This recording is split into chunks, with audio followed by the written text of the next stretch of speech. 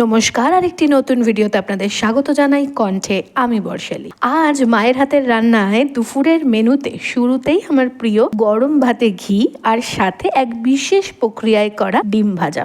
পোচের মতো, কিন্তু পোচ নয়, কুসুমটা থাকবে মাঝ বরাবর, কিন্তু কাঁচা নয়, ভাজা।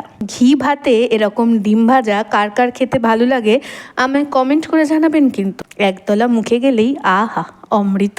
আমার এই খাদ্য রসনার উৎস কিন্তু আমার মা। ছোট থেকে নিয়ম করে ভালো ভালো খাবার খাইয়ে আমার এত সুন্দর জিভখানা দায়িত্ব নিয়ে তৈরি করেছেন তিনি, সাথে আমার চেহারাও। এই সজনে ডাঁটা দিয়ে কাঁচকলার বড়ার তরকারিটা না দারুণ। কাঁচকলার বড়াটাকে আমার অনেকটা নিরামিষ গালাউটি কাবাবের মতো লাগে। হ্যাঁ, সত্যি।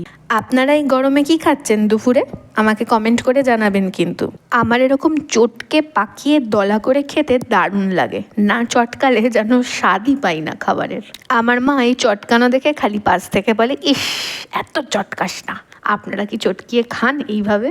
আপনারা আমায় অনেকে কমেন্ট করছেন, তাতে আমার দারুণ ভালো লাগছে। অনেক নতুন নতুন মানুষ আমার পরিজন তালিকায় যুক্ত হচ্ছে, এ কি কম পাওয়া? সেদিন ইঁচড় চিংড়িটার ঝোল ঝোল হওয়ায় আজ মাকে বলেছিলাম একটু কষা করে রান্না করতে, তাই আজ মা এঁচড় চিংড়ি কষা করে রান্না করেছে। কিন্তু কষা হলেও এটিও কিন্তু পেঁয়াজ রসুন ছাড়া, ওই বাটা মশলা দিয়ে রান্না করেছে, জিরে বাটা, আদা বাটা, ধনে বাটা, যেগুলো দেয় নিরামিষ রান্নায়, সেই সব দিয়েই রান্না করা। আমি চটকে মেখে খেতে থাকি।